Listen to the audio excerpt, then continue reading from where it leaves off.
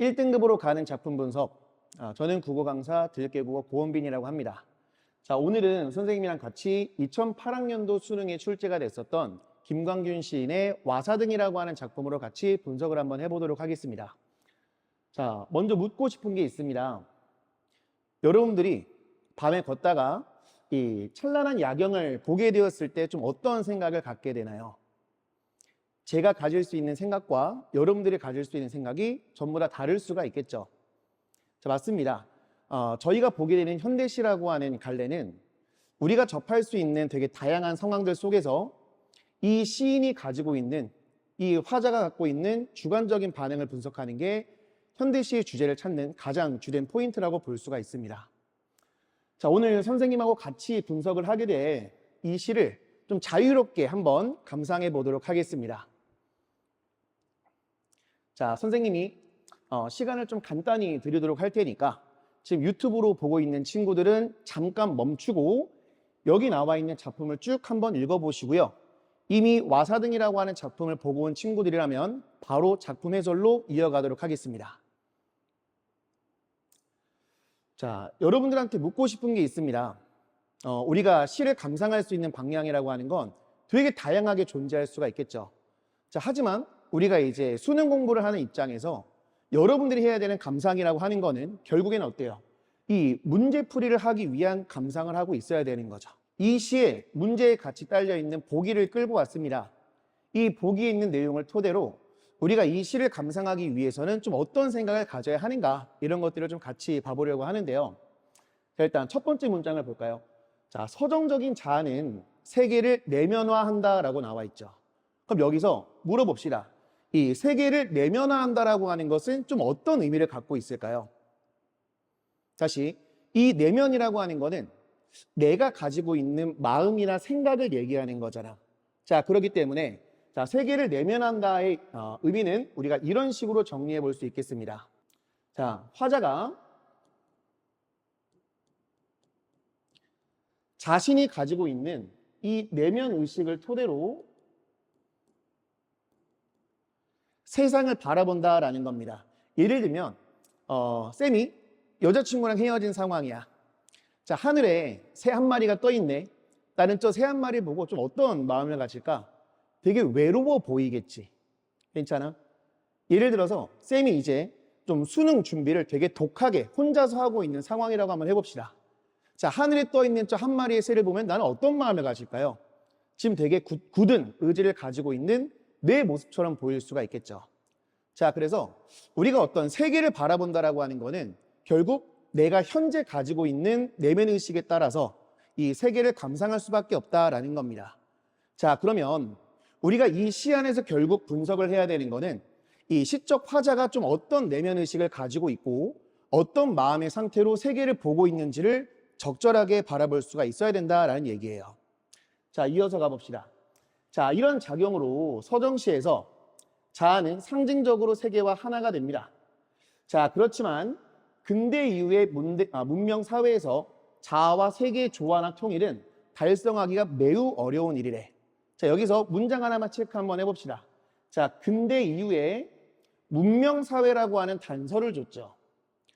자, 그러면 우리가 이제 와사등이라고 하는 작품을 분석할 때 우리는 근대 이후의 문명 사회라는 관점에서 이 시를 좀 보고 있어야 된다라는 겁니다. 자, 이어서 자, 그래서 근대 이후의 서정시에서는 자아와 세계 사이의 분열에 대한 자아의 반응을 보여준다라고 얘기를 했는데 여기서 정리 한번 해봅시다.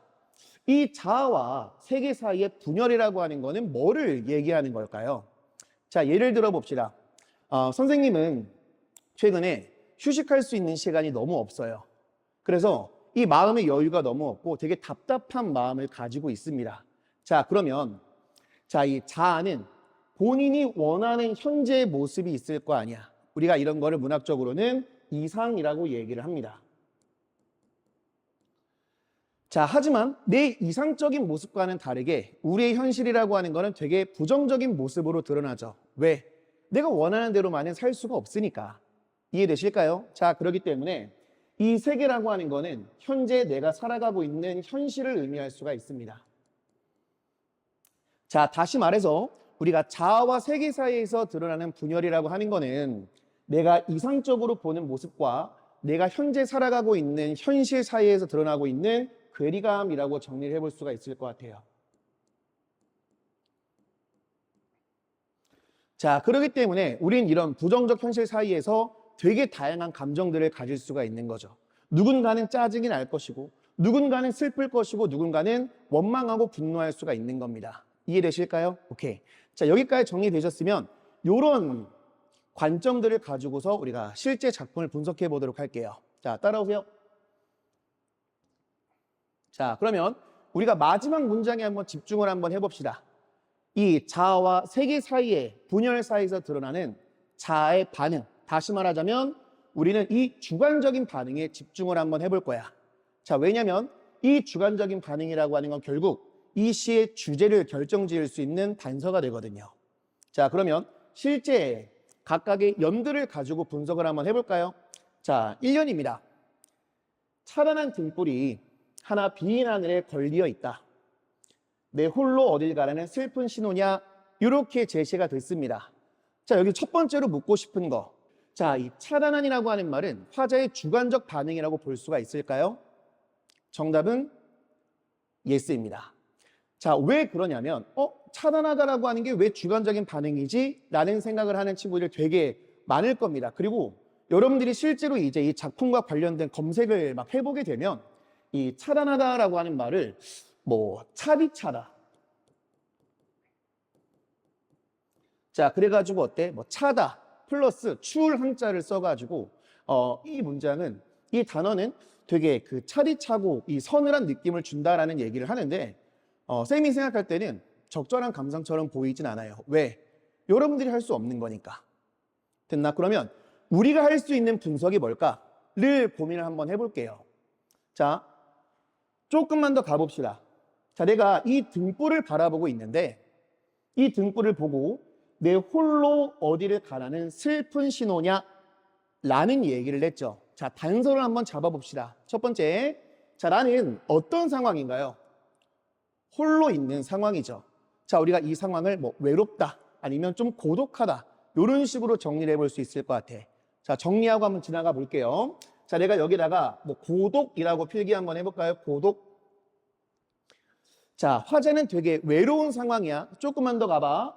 어디를 가라는 슬픈 신호냐? 화자는 지금 어때? 어디로 가야 되는지 방향을 못 잡고 있는 상황입니다. 오케이? 자, 그래서 우리가 이런 상황에 대해서 뭐라고 얘기를 하냐면, 자, 필기 한번 해보세요. 자, 방향 상실. 이럴 때 느끼는 감정을 우리가 방향 상실감이라고 얘기를 합니다. 자, 조금만 더 이어서 가볼게. 자, 화자는 홀로 있는 상황이고 지금 방향을 상실한 상황이야. 이 상황 속에서 지금 뭐를 느끼나요? 이 슬픔이라고 하는 감정을 느끼게 되는 거죠. 우리가 이제 이 가로등을 바라볼 때 모두가 이 슬픈 마음을 갖는 건 아니잖아. 근데 화자는 지금 어때요? 이 홀로 빈 안에 걸려있는 이 가로등을 보고서 이 슬픔이라고 하는 감정을 느끼고 있어요. 그러면 다시 한번 얘기 한번 해봅시다. 여기 차단한이라고 하는 표현이 있는데 이 표현은 뒷문장에 좀 어떤 내용과 연결될 수 있을 것 같아? 선생님이 생각을 했을 때는 이 화자는 이 등불을 보고 뭔가 다른 대상들로부터 차단되어 있는 느낌을 받는 것 같아. 차단되어 있는 느낌을 받는 것 같아. 선생님은 좀 그렇게 감상을 했었습니다. 왜? 이 차단하다라고 하는 말이 결국 이 말과 연결될 수 있기 때문에. 괜찮을까요? 오케이. 자, 그러면 다음 보도록 하겠습니다. 자, 이연 봅시다. 긴 여름 해가 황망히 나래를 접고 늘어선 고층 창백한 묘석같이 황혼에 젖어 찬란한 야경이 무성한 잡초처럼 보입니다. 자, 그래서 사념의 벙어리가 되어서 입을 다물고 있대요. 자, 여기서 화자가 인식하고 있는 대상들이 뭘까요? 자, 첫 번째는 이 여름 해를 보고 있죠. 여름 해를 보고 있습니다. 이 여름 해가 황망히 날개를 접고 있다라고 얘기했네. 자, 우리가 어떤 이미지를 한번 떠올려 볼까요? 해가 날개를 접고 있는 모습은 좀 어떤 식으로 이해를 할 수 있겠니? 좀 해가 지고 있는 상황인가? 이렇게 감상이 되나요? 자, 됐으면 다음으로 한번 봅시다. 자, 늘어서 있는 고층 빌딩들을 봅니다. 이 고층 빌딩들을 보고 화자는 어떤 마음을 갖냐면, 야, 저 늘어선 고층은 창백한 묘석 같아. 다시 한번 얘기해보자. 화자는 고층 빌딩을 좀 어떻게 인식하고 있니? 좀 부정적으로 인식하고 있다 라고 얘기해 볼 수 있을까요? 오케이. 자, 다시 한번 찬란한 야경을 봅니다. 여러분들이 가지고 있는 생각들과는 다르게 화자는 이 모습을 보고 되게 무성한 잡초처럼 보고 있는 거야. 그냥 되게 좀 뭔가 무질서해 보이는 모습을 우리가 연상해 볼 수가 있겠죠. 자, 그럼 다시 화자가 인식하고 있는 대상들, 실제 시 안에서 보고 있는 거는 이 고층 빌딩과 그리고 어때요? 여기 있는 야경을 보고 있다라고 얘기할 수 있겠죠. 자, 여기 있는 고층 빌딩과 이 야경에 대해서 화자는 지금 어떤 마음을 갖고 있는 거냐면, 자, 정확히는 몰라도 부정적 인식을 드러내고 있어. 요 정도까지는 우리 얘기해 볼 수 있겠죠. 자, 이어서 자, 사념의 벙어리 얘기해 봅시다. 사념이 뭐죠? 자, 생각할 사자에 생각할 염자입니다. 다시 말해서 사념이라고 하는 건 간단하게 생각 정도로 얘기해 볼 수가 있어요. 자, 이 생각의 벙어리가 됐대요. 생각의 벙어리가 됐다는 얘기는 아무런 생각을 할 수가 없는 상황 정도로 얘기해 볼 수 있어. 자, 조금 더, 그래서 화자가 지금 현재 취하고 있는 태도를 이해해 보자. 자, 여기 보시면 화자는 이 상황에 대해서 지금 어때? 적극적으로 뭔가를 얘기하고 있어? 그러지 않죠? 화자는 현재 입을 다물고 있습니다. 자, 내가 이 현실을 지금 부정적으로 인식하고 있는데 입을 다물고 있다라고 하는 걸 우리가 두 글자로 뭐라고 얘기할 수 있을까요? 화자는 현재 부정적 상황에 대해 침묵하고 있다. 이렇게 정리해 볼 수 있겠습니다. 여기까지 괜찮습니까? 자, 괜찮으면 우리 다음 장으로 넘어가 봅시다. 자, 다음 사명과 사연 같이 보도록 하겠습니다. 자, 피부 바깥에 스미는 어둠, 낯설은 거리의 아우성 소리, 까닭도 없이 눈물겹구나. 공허한 군중의 행렬에 섞여 내 어디서 그리 그 무거운 비애를 지고 왔길래 길게 느린 그림자 이다지 어두워. 여기까지가 3, 4연의 내용입니다. 자, 우리 첫 번째 행부터 보길게요. 피부 바깥에 스미는 어둠이라고 하는 거는, 자, 내 피부 바깥으로 어둠이 스밀고 있어. 우리가 여기 있는 이연에서 좀 저녁이 되고 있는 상황이 떠올랐던 친구들이라면 이 문장을 좀 밤이 되고 있는 건가? 요 정도로 얘기를 해볼 수가 있겠죠. 자, 이어서 가겠습니다. 자, 낯설은 거리의 아우성소리. 자, 화자가 인식하는 대상이 뭐야? 여기서는 거리라고 얘기해 볼 수 있겠죠. 자, 근데 이 거리에 대해서 갖는 주관적인 반응이 뭔가요? 되게 낯설어 보여. 자, 그러면 여기서 우리는 지금까지 얻은 단서들을 조합해서 이 특정 생각을 좀 떠올려 볼 수 있을 것 같아. 자, 화자는요, 1년에서 뭔가 방향을 상실한 모습을 보여줬고, 되게 홀로 외롭다, 그리고 슬프다라는 얘기를 했었어. 자, 2연에서는 이 고층 빌딩이 되게 묘석 같습니다. 자, 그리고 이 야경이 되게 무성한 잡초 같습니다 라는 얘기 했었잖아. 자, 그리고 여기 3연에 와서 이 거리의 모습이 너무 낯설다라고 얘기를 했죠. 여기서 우리가 어떤 특정 감상을 해볼 수가 있을 것 같아. 거리의 모습이 변해버렸구나. 과거에 화자가 긍정적으로 보고 있었던 그 도시의 모습에서 지금은 어때? 너무 많이 변해버린 거야. 고층 빌딩들이 늘어서고 이제 엄청난 야경이 보이지만 이 전체의 모습들이 전부 다 낯선 겁니다.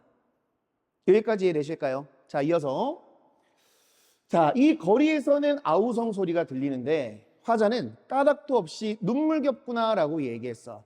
자, 근데 우리 여기다가 필기 한번 해보도록 할게요. 자, 쌤이 항상 수업 때마다 강조를 하는 얘기인데 이유 없는 반응은 없다. 자, 이유가 없는 반응은 없다.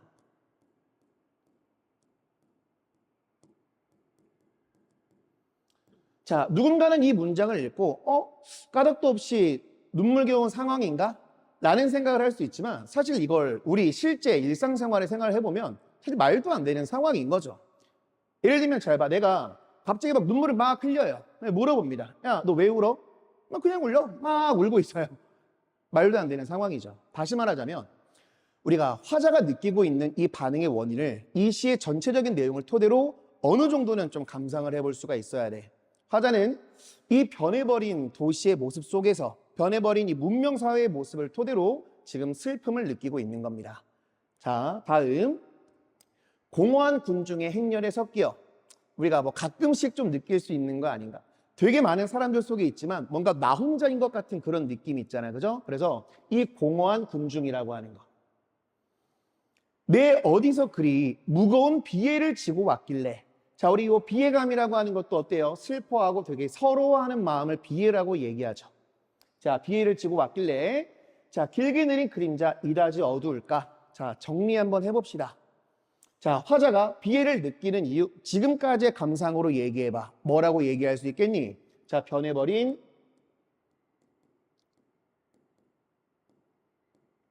이 도시의 풍경.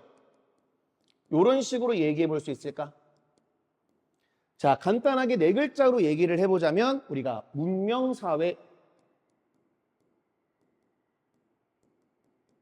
그죠? 우리가 근대 이후에 문명사회라고 얘기했던 거. 여기까지 이해되실까요? 자, 마지막 년 갑시다. 마지막 년. 자, 똑같은 비슷한 내용입니다. 1년과 비슷하죠? 네, 어디로 어떻게 가라는 슬픈 신호기. 찬란한 등불이 하나 빈 하늘에 걸려 있다. 자, 물어봅시다. 얘들아, 우리 반복을 하는 이유가 뭘까요? 시 안에서. 1번, 제일 대표적인 게 뭐죠? 중요하니까입니다. 됐나요? 우리 지금까지의 전체 수능 기출 중에서 제일 많이 출제가 됐었던 개념은 반복이라고 하는 개념이에요. 오케이? 자, 그러면 반복이 됐을 때 여러분들이 가져야 되는 행동. 자, 봅시다. 자, 우리 뭔가가 반복됐습니다. 반복이 됐다면, 자, 반복이 됐다면 필기 한번 해보세요. 이 화자의 상황이 그대로 유지가 되는지 아니면 변화했는지를 한번 생각을 한번 해보는 거야. 자, 근데 지금 보니까 어때요? 화자가 가지고 있는 상황이 그대로 유지가 되고 있죠. 오케이? 자, 그래서 우리가 유지될 때 우리가 반복이라고 얘기를 하고요. 자, 이 상황이 반복되고 있다면 아, 똑같은 상황이구나 이렇게 이해를 하는 게 아니고 자, 반복될 때 우리가 가져야 되는 생각. 화자의 반응이, 화자의 감정이, 화자의 정서가 심화되고 고조된다라고 얘기해요. 자, 예를 들면 선생님이 공부를 하는데 오늘도 공부가 너무너무 하기가 싫어요. 공부하기 졸라 짜증나. 자, 다음 날 또 공부를 해. 졸라 짜증나. 한 달 뒤에 또 공부해. 졸라 짜증나. 1년 뒤에 또 공부해. 졸라 짜증나. 얘들아, 생각해봐. 내 짜증의 정도는 같을까? 아니겠죠. 내 짜증의 정도는 계속 심화되고 고조되는 거겠지. 졸라 짜증나. 됐나요? 오케이. 우리가 좀 빈출되는 개념 중에 요 수미상관이라고 하는 게 있죠. 수미상관. 물어봅시다. 우리가 어느 정도까지를 수미상관이라고 허용할 수 있을까요?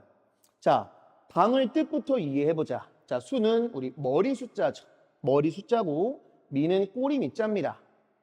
자, 다시 말하자면 이 작품의 머리와 꼬리, 시작하는 부분과 끝 부분이 상관, 관계가 있다라는 얘기야. 관계가 있다는 얘기는 이렇게 이해를 한번 해봅시다. 자, 뭐라고 얘기하실 거냐면 얼추 비슷하면 된다.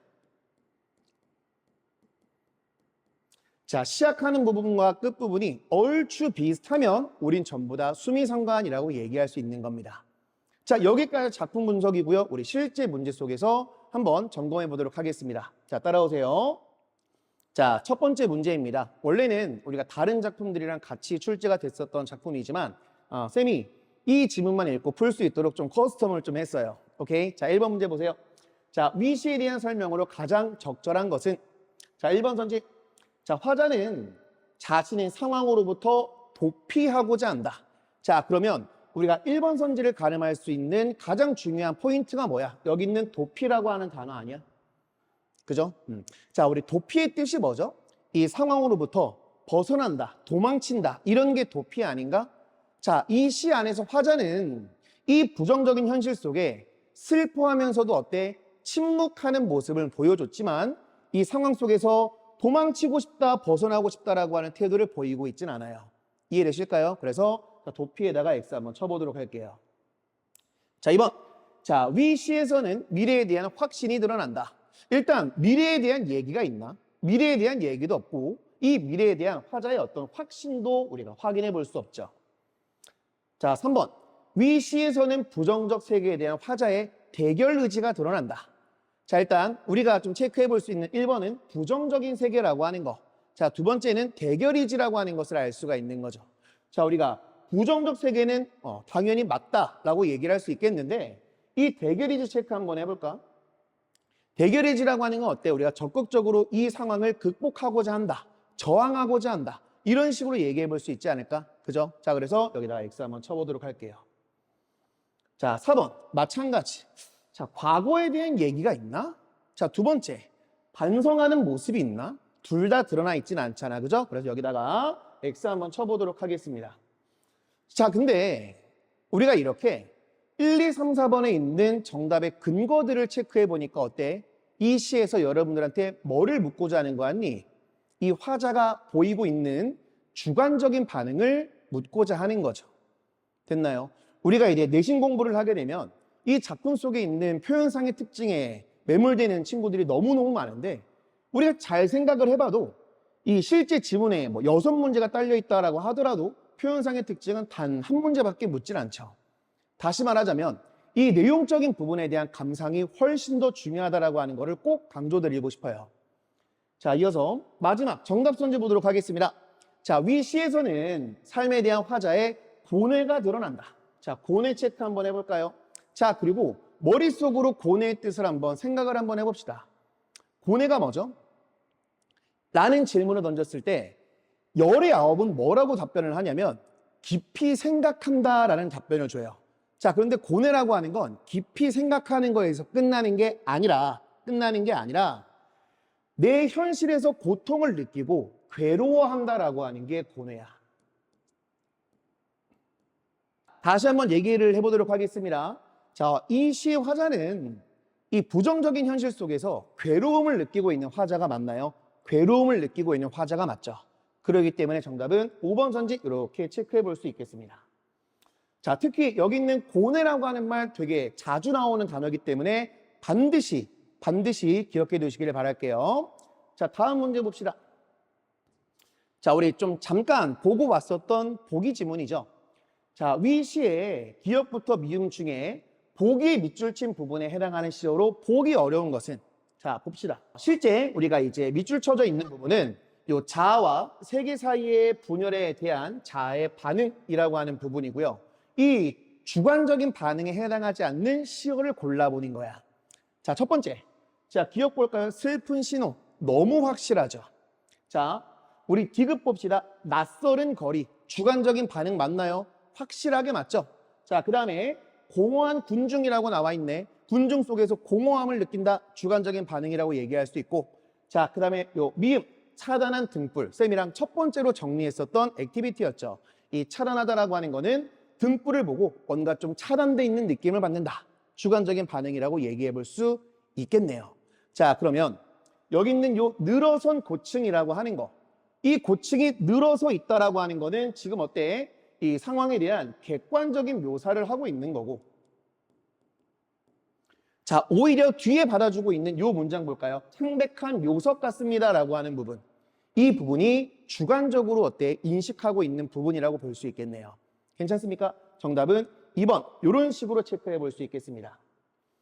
자, 어때요? 오늘 우리가 한 작품을 가지고 좀 같이 분석을 해봤는데 좀 어려웠나요? 아니면 좀 쉬웠나요? 더 다양한 작품들로 여러분들한테 찾아뵙도록 하겠습니다. 자, 여기까지 들깨국어 고원빈이었습니다. 안녕.